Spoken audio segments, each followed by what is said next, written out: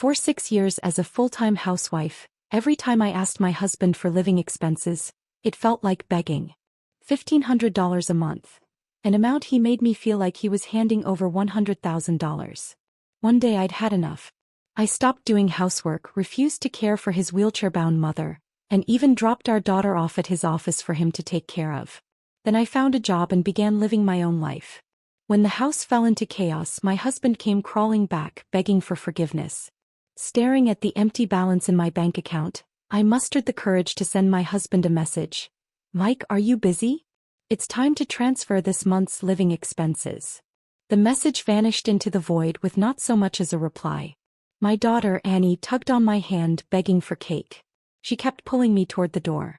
I tried to calm her down. "Mommy doesn't have money right now. Let's wait until Daddy gives me the money and then I'll take you, okay?" Annie, always understanding, nodded and stopped insisting. Her reaction broke my heart. We weren't a poor family, far from it. How had it come to this? Why did my daughter have to tread so carefully just to ask for something as simple as a cake? I sent Mike another message. "Honey, are you busy? If you're not, could you transfer this month's expenses when you have a moment? Annie really wants some cake, but I don't have the money." Mentioning Annie seemed to get his attention. This time he sent me a voice message, his tone dripping with irritation. "Got it. Stop nagging. I'm busy, okay? I'll send it later." Reassured, I left it at that and went to the kitchen to start cooking. Halfway through making dinner, Annie suddenly started vomiting and having diarrhea. Scared me to death. I rushed her to the hospital immediately. But when we arrived, Mike still hadn't sent the money. I didn't even have enough to pay for Annie's medication. I had no choice but to call him. As soon as Mike picked up, he snapped, his voice full of anger. "Didn't I tell you I'm busy? What part of that don't you understand? You're like a debt collector. So annoying. I'll send the money when I have time. Stop bothering me." Then he hung up on me. I stood there in shock, my phone still pressed to my ear. A wave of frustration and helplessness washed over me, and tears started streaming down my face. How had my life come to this? I thought back to when I first met Mike. We'd been introduced through mutual friends and it was love at first sight. At the time, Mike's career was just taking off. We got married quickly and moved in with his mother, Susan. Susan had been wheelchair-bound for years. Her condition had made her temper volatile, and most housekeepers couldn't stand working for her. Mike, focused on advancing his career, had asked me to quit my job and become a full-time housewife. This way I could manage the household and take care of his mother. He'd promised me that if I stayed home, he would hand over his entire salary, making me the true mistress of the household. In the beginning, he kept his promise. He handed me his paycheck every month without fail. But over time, he began making excuses.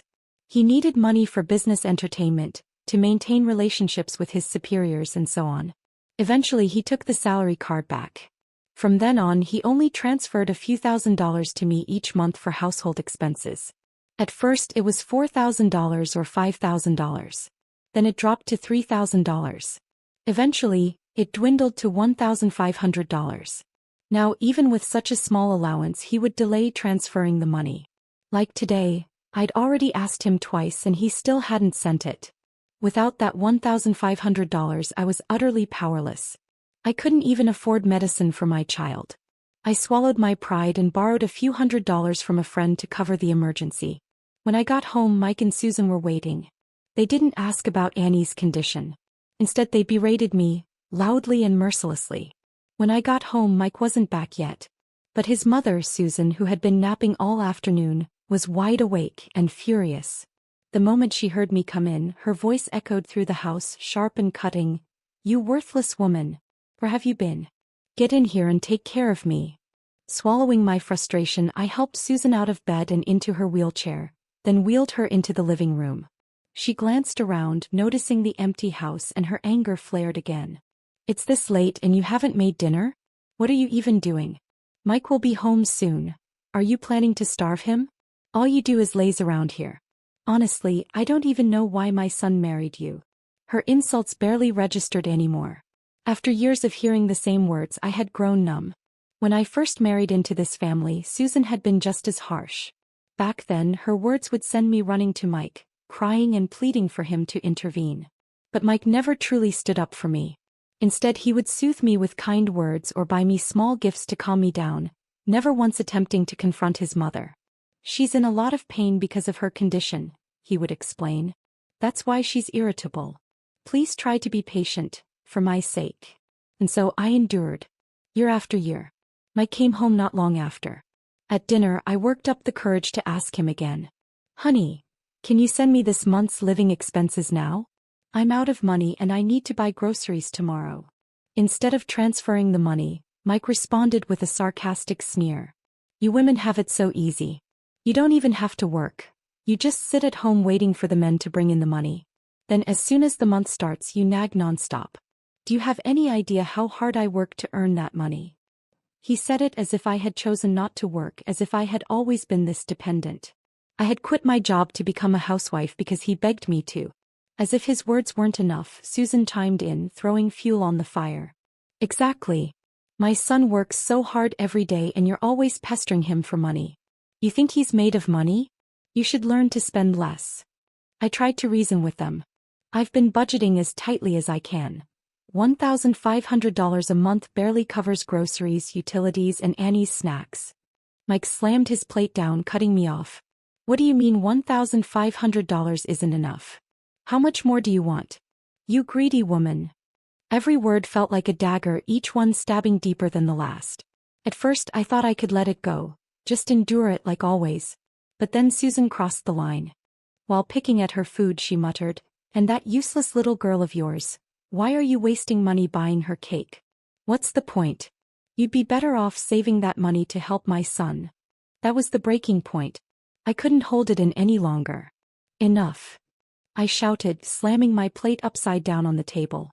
Turning to Mike, I yelled, "You act like $1,500 is a fortune, like I'm asking for millions. You tell me not to nag you, but you never send the money unless I do. Do you know how humiliating it is to have to borrow money just to take Annie to the hospital?" Then I pointed at him, my voice rising even further. "Mike, I had a job once, I was independent. You're the one who begged me to quit to stay home and care for your mother in our house. Do you think I wanted this? Do you think I enjoy relying on you?" I turned to Susan, my voice dripping with the anger I'd suppressed for years. "And you're always complaining about me spending your son's money.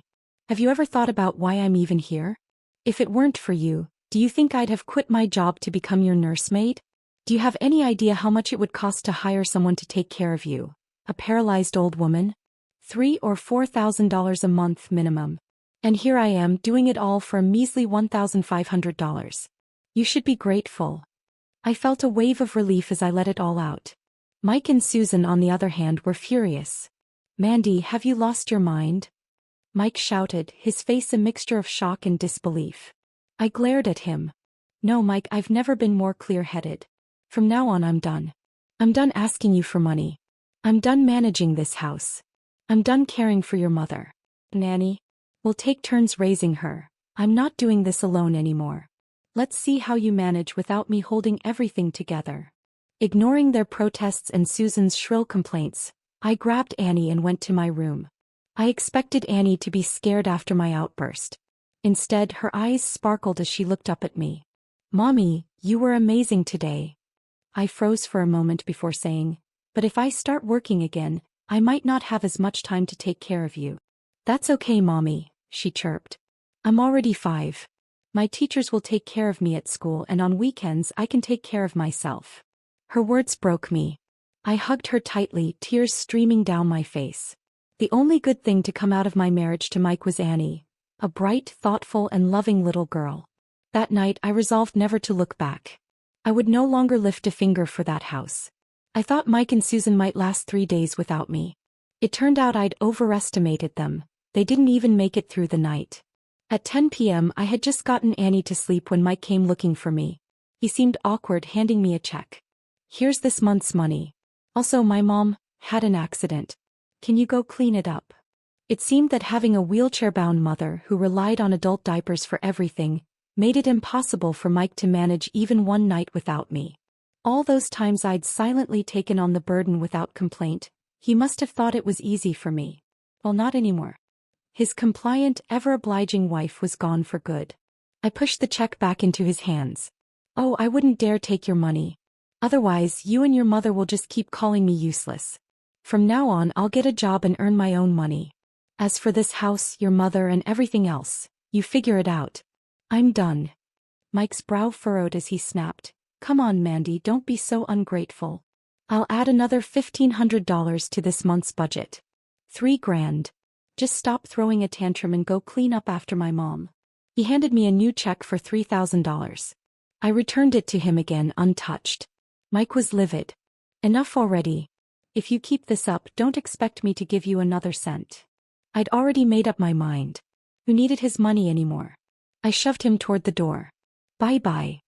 Fuming, Mike stormed out of the room, pacing and cursing under his breath. But he had no choice, he had to go clean up after Susan himself. Let him. The worst was yet to come for those two. When I got up the next morning, Mike was already gone, probably off to work. The moment I opened my door, Susan's shouting began. "You lazy woman. Sleeping in until now? Are you trying to starve me to death? Go make me breakfast." I laughed coldly. "Susan, do you still think I'm the same daughter-in-law you can boss around? I made it clear to Mike yesterday, I'm done. I won't take another penny from him, and I'm not taking care of you anymore. Whoever's mom you are, that's who needs to take care of you. But let's be honest. Do you really think your son, who's so used to being waited on hand and foot, has the patience to deal with you?" Susan's confident demeanor faltered. She knew her son better than anyone after all. Her expression shifted quickly, her tone softening as she forced an awkward smile. "Now, Mandy, don't be impulsive. Couples shouldn't be so petty about dividing responsibilities. Mike works hard to earn money, and it's only fair that you manage the house and care for the elderly. But of course, it's his fault for forgetting to give you the living expenses. When he gets home, I'll make sure to give him a good scolding." Her sudden change of attitude wasn't satisfying, it was pathetic. For years, I'd taken care of Susan without a single word of thanks. Now that I threatened to stop, she was all smiles and flattery. People like her are truly shameless. I ignored her and made breakfast, preparing just enough for Annie and myself. Susan sat nearby, glaring at us with fury as her stomach growled. Her face turned green with anger. "You cruel, heartless woman. Are you trying to starve me?" "Don't pin this on me," I replied calmly. "I told Mike last night I'm done taking care of you. He knew and still left you alone at home. If anyone's trying to starve you, it's your precious son, not me." After breakfast, I took Annie and left the house. If Mike wanted to keep claiming that I did nothing all day while he slaved away to earn money, let him handle everything without me for a while. Let's see how long he can last for taking care of his daughter at work today. At Mike's office, I walked straight in and up to his desk. The moment he saw me, his face darkened. He didn't wait for an explanation and launched into an angry tirade. "My mom just called and said you only made breakfast for yourself and Annie," completely ignoring her. "Mandy, what's your problem?" I met his glare calmly and replied, "I believe I made myself very clear last night. I'm not taking another dime from you, and I'm done taking care of your mom. Do you not understand plain words?" Mike, clearly conscious of his colleagues nearby, lowered his voice but couldn't hide his irritation. "Then why are you here? Can't you see I'm busy?" "Oh, so only you get to be busy?" "Let me tell you, Mike, I'm busy too. I'm busy looking for a job. Since we're heading toward an equal partnership marriage, it's only fair we share parenting duties equally. I don't owe you anything. I took care of Annie yesterday. Today she's all yours." As if on cue, Annie let go of my hand and ran over to Mike. "Daddy, it's your turn to take care of me today. Mommy needs a break." Mike's face flushed with frustration. "Mandy, are you insane? What do you expect me to do, bring a child to work? How does that look?" "That's your problem to figure out," I said firmly, shrugging off his attempt to grab my arm as I turned and walked out the door. After leaving Mike's office, I went straight to a domestic staffing agency to look for a job. My qualifications weren't anything special, and years as a full-time housewife had left me out of touch with the professional world. At my age, it was unlikely a corporate job would even consider me. But housekeeping? That was my forte. To my surprise, I aced 2 interviews. Both agencies were impressed with my skills and assured me they'd contact me for trial assignments as soon as a suitable family needed help. Walking out of those interviews, I felt a renewed sense of hope for the future. If I was going to do housework anyway, I might as well do it for people who valued it. At least I'd earn my paycheck without enduring the indignity of being called lazy or useless. Just as I was brimming with optimism, my phone rang. It was Annie and she was crying. Her sniffles and shaky voice broke my heart. "What's wrong, sweetheart? Don't cry. Take your time and tell Mommy what happened." "Mommy. Daddy got yelled at by his boss because he brought me to work. Then Daddy threw me outside the office. There's no one here I know. I'm so scared." "What?" "That bastard Mike had abandoned our daughter just because he couldn't handle the consequences of his own actions." Panicking, I rushed to find her. When I finally found Annie, safe but frightened, I let out a sigh of relief. Her tear-streaked face made me want to scoop her up and comfort her. But I stopped myself. If I gave in now, Mike would only use this tactic to manipulate me in the future. An idea sparked in my mind, a way to teach Mike a lesson he wouldn't forget. Calming myself, I dialed the police. "Hello, officer. I'd like to report a case of child abandonment. Could you please come immediately?" The mention of a child being abandoned prompted a swift response. The officers arrived at the scene in no time. A kind female officer comforted Annie, gently calming her down. Using the information Annie provided, they quickly identified Mike as her father. When the police showed up at Mike's office, he was caught completely off guard. His face turned pale as he stammered, "This is a misunderstanding. How could I abandon my own daughter? She was just being naughty, so I left her outside to reflect for a bit." The officer's tone was stern. "Naughty or not, you can't leave a child that young outside unattended. What if something dangerous had happened to her?" Sensing the perfect opportunity, I rushed in, playing my part to perfection. "Mike, you bastard. How could you leave Annie outside like that? What do you expect me to do? I've given you everything. I bore your child, raised her, and cared for your paralyzed mother. And you can't even give me $1,500 a month for living expenses." I wailed, my voice rising. "Fine, you won't give me money. I went out to find a job myself. But I step away for just a little while and you throw our daughter out like trash? She's your own daughter. Are you even human?" Mike's colleagues, already curious about the commotion at the entrance, now had front row seats to the drama. My outburst only fueled their interest and they openly gathered to watch. Mike was panicking now, visibly sweating. "I didn't refuse to give you money. Stop making things up. Let's go home and talk about this." But I wasn't letting him off so easily. Right there, in front of everyone, I pulled out screenshots of our past messages, displaying how I'd begged him for money while he responded with impatience and disdain. "Everyone, please judge for yourselves. Before I married him, I had a job and was financially independent. But he begged me to quit so I could take care of his paralyzed mother and our home. And now look at how he treats me." My tearful accusations, combined with the undeniable evidence, struck a chord with the onlookers. Sympathy quickly turned into disgust for Mike. His colleagues, male and female alike, watched with expressions ranging from pity for me to outright disdain for him. Even his male coworkers looked embarrassed to share a workplace with someone like Mike. Now visibly cornered, Mike stepped forward, trying to grab my arm. I shrank back dramatically, hiding behind the police officer. "Oh, don't hit me. I'll stop, okay? Please don't hit me," I cried, feigning fear. The female officer immediately stepped in, shielding me. "Sir, not only did you abandon your child, but now you're trying to assault your wife? You'll need to come back to the station to give a full statement." And just like that, both Mike and I were escorted to the station to make statements. His humiliation was complete. At the police station, Mike managed to get released only after repeatedly promising the officers that he would never abandon his daughter again. On the way home, he kept his temper in check, but as soon as we stepped inside, he exploded. "Mandy, are you out of your mind? You barged into my office and caused a scene. Who do you think you are? If you cost me my job, how are you planning to survive?" I met his anger with calm defiance. "You don't have to worry about that. I'll have a job soon enough." His laugh was full of disdain. "Oh please. With your education and how long you've been out of the workforce, who would hire you? You're kidding yourself. I've spent years running this household and taking care of you and your mother. My experience makes me more than qualified. Plenty of domestic staffing agencies would hire me." Mike scoffed. "You're talking about being a maid? That's your big plan?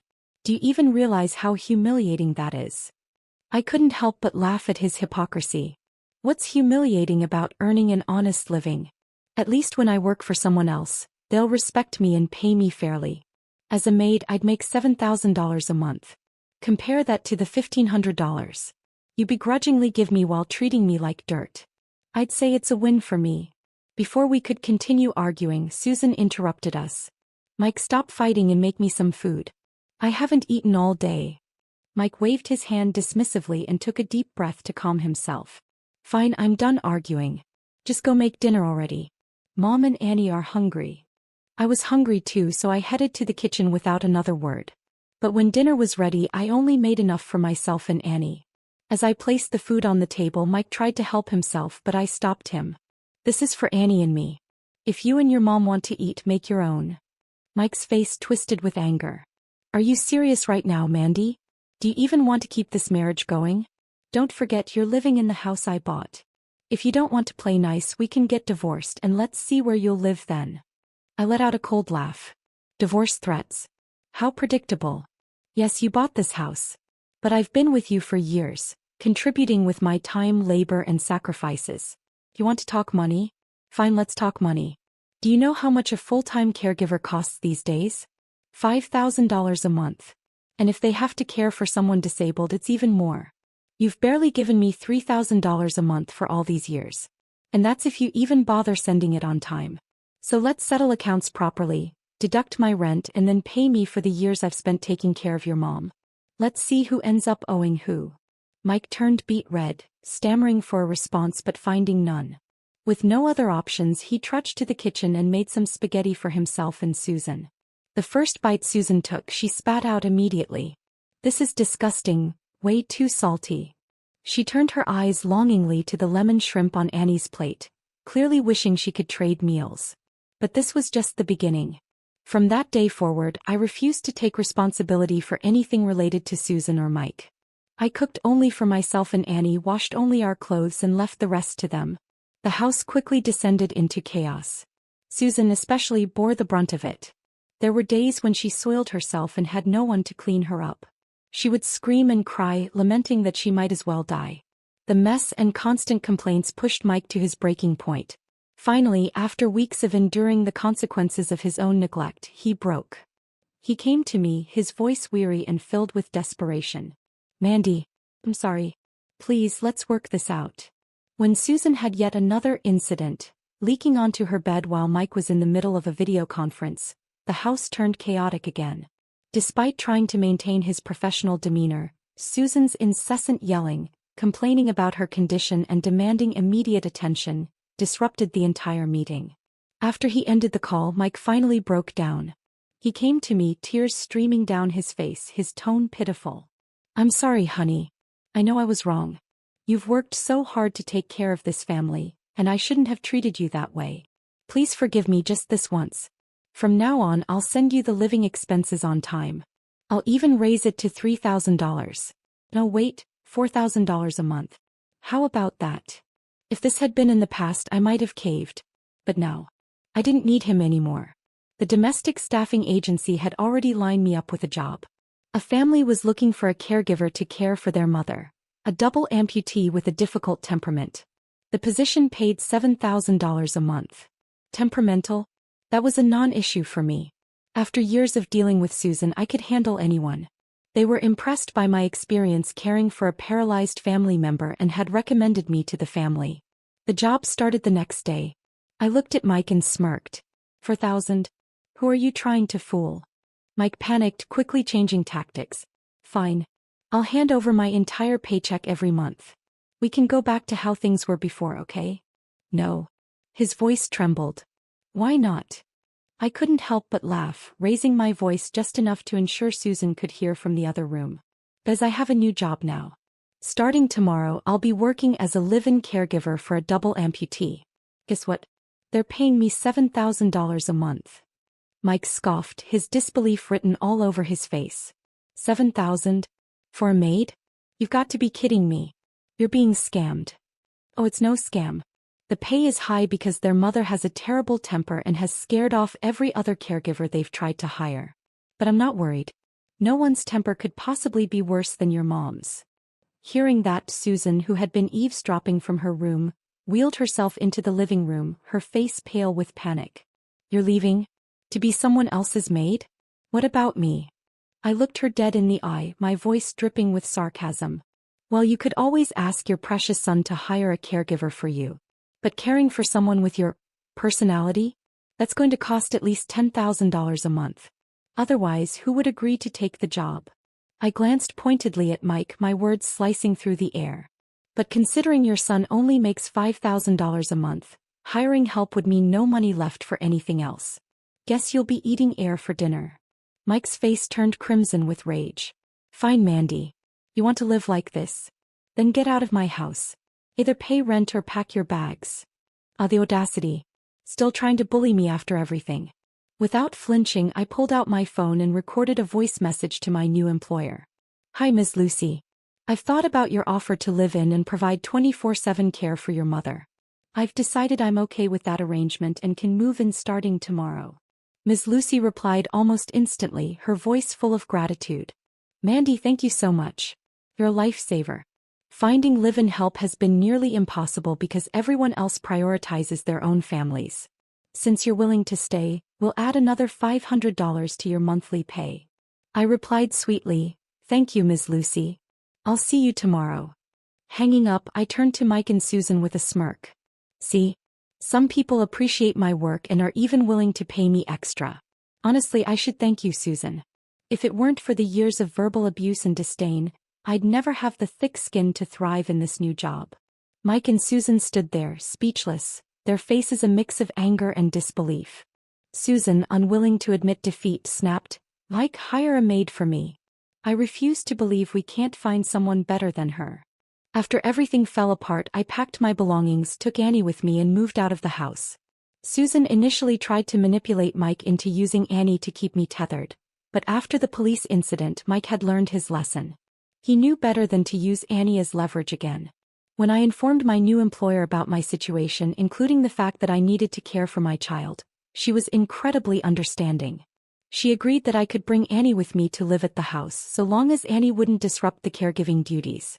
To show my gratitude, I offered to forego the additional $500 raise she had promised for my live-in arrangement, stating that having a stable place to live with my daughter was enough. With that, Annie and I settled into a new, peaceful routine.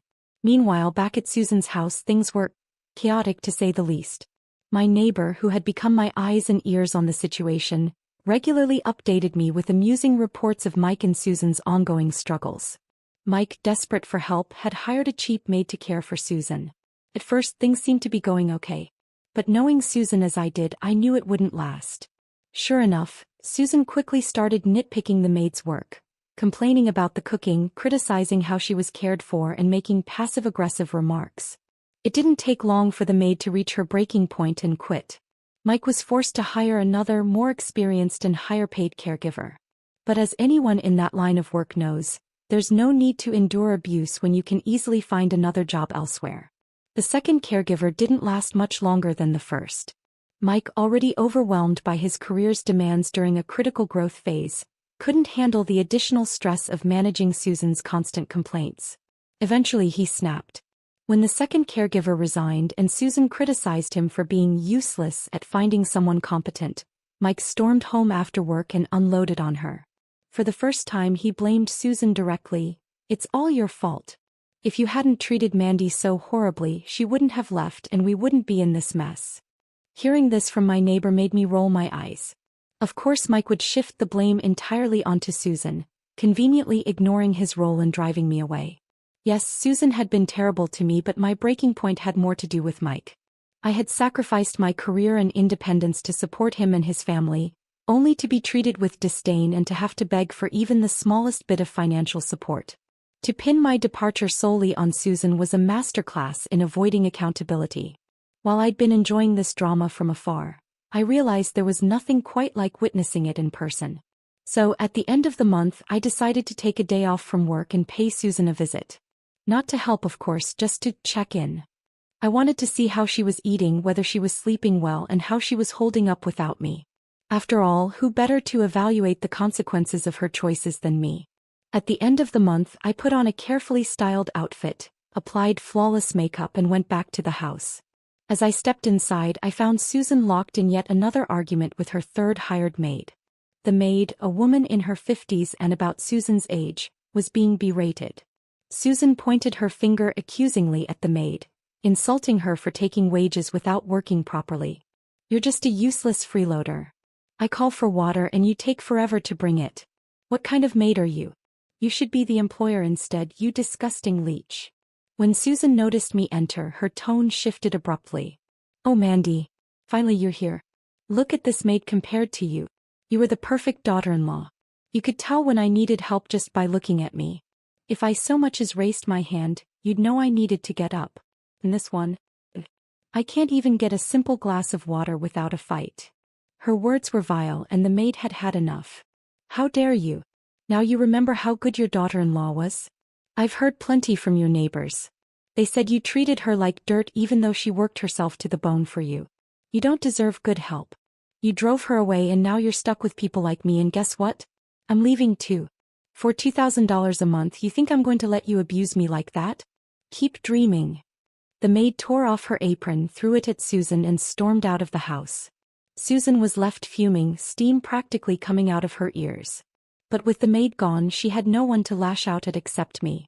She turned on the waterworks and started wailing. "Mandy, these days without you have been pure misery. These maids are so cruel. They take my money but refuse to care for me properly.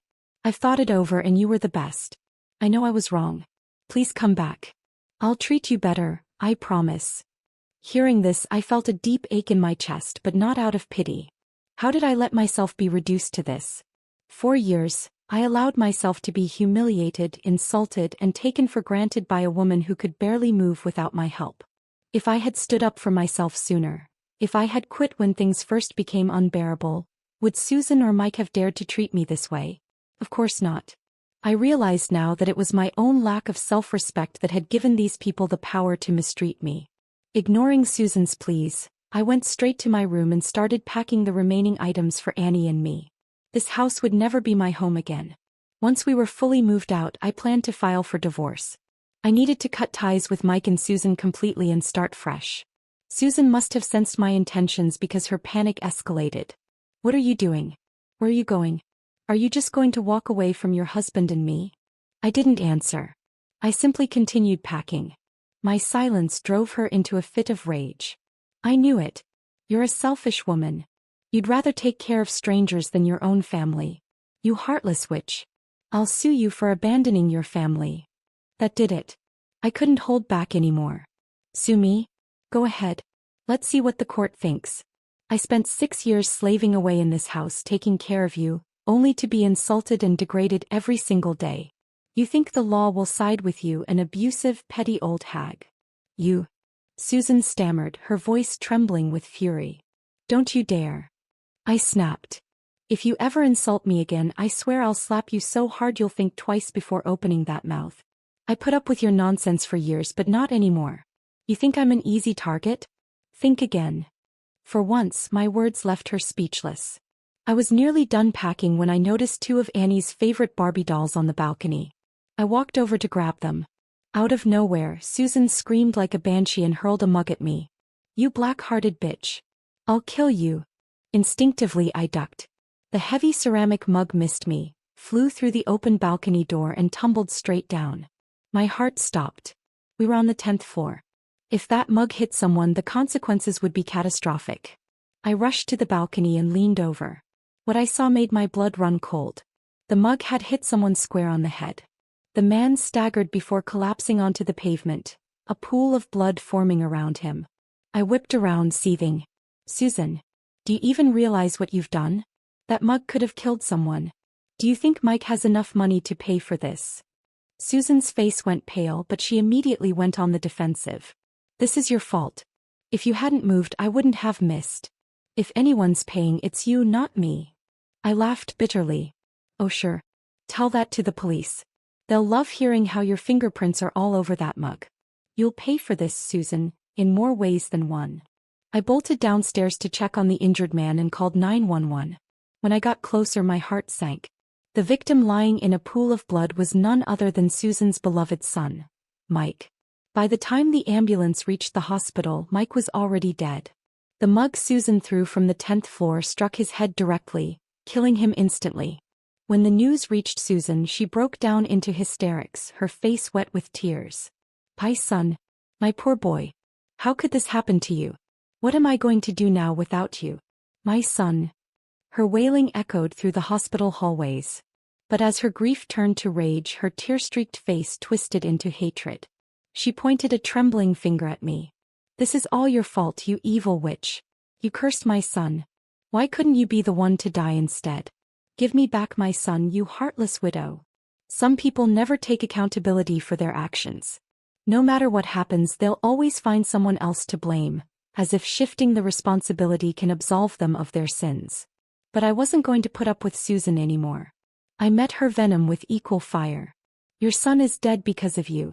You're the murderer. The one who should have died is you, you vile, hateful old hag." For a brief moment I understood why Susan always used such cruel, venomous language. It felt good to let out the hate. To lash back at someone who had made your life miserable. But dwelling on hatred doesn't solve anything. People need to learn when to stop and not let their lives be consumed by bitterness. After making my point, I didn't give Susan another second of my time. I turned and walked away. After all, I had more important things to do, like preparing to inherit Mike's estate. After Susan accidentally killed Mike, I reported the incident to the police. However, given her condition, paralyzed from the waist down, even if she were convicted, she would only serve her sentence outside of prison. Pursuing the case felt meaningless, so I decided to let it go. Mike was gone, and I had no intention of dealing with Susan any longer. Even though she inherited a portion of Mike's estate, I knew her life would be far from easy. As for the estate, the inheritance was split among the three of us. Annie, Susan, and me as the first-line beneficiaries. To avoid disputes, we divided everything according to the legal inheritance percentages. I left the house to Susan, fulfilling my duties as Mike's widow and showing her the last bit of kindness I had. But knowing Susan, I was certain that being a paralyzed woman with wealth would make her an easy target for opportunistic relatives. Unsurprisingly, she soon attracted family members from her maternal side, drawn in by the prospect of her inheritance.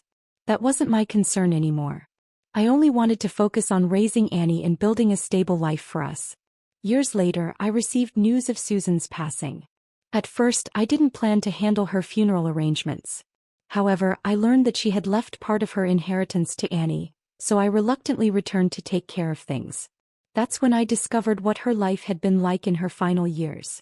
After I left, Susan struggled without anyone to care for her. Distrustful of outside help and paranoid about protecting her wealth, she turned to a nephew from her maternal family. She offered him a deal. If he cared for her until her death, she would leave him the house. The nephew agreed and moved in with his wife and children. They even hired a lawyer to formalize the arrangement. At first, things were fine. The nephew genuinely cared for Susan and fulfilled his promise. But Susan's abrasive personality was something she could never change. Before long, conflicts arose between her and the nephew's wife. Unlike Mike, Susan's nephew wasn't the type to tolerate his wife being disrespected. Naturally, he took his wife's side, and it didn't take long for the family to start mistreating Susan. They didn't care about her well-being and only wanted her gone as quickly as possible so they could inherit the house. What they didn't expect was that Susan had a plan of her own. Behind their backs, she contacted her lawyer and altered her will, leaving the house to Annie instead of her nephew. When Susan finally passed, the nephew was furious. He attempted to contest the will, but I immediately involved the police to ensure the law was upheld. With a valid will in place, there was no room for dispute. Susan's nephew had no choice but to accept the outcome. I swiftly arranged Susan's funeral and wasted no time selling the house. With the money from the sale, I took Annie and left for good. The nephew and his family could fume all they wanted, but there was nothing they could do. Some people said Susan must have had a shred of conscience left to leave the house to Annie in the end. But I knew better. Susan never cared for Annie or me. She looked down on us her entire life. Her decision wasn't about kindness. It was about spite. She would rather see the house go to Annie than let her abusive nephew benefit from her death. If Susan had truly cared about Annie, she would have used the house as leverage to force me to care for her in her final years. In the end, though, her petty revenge worked in our favor. Her family tore each other apart, but the house came full circle back to Annie. It's funny how life works. Sometimes it seems like the universe really does favor those who try to do good.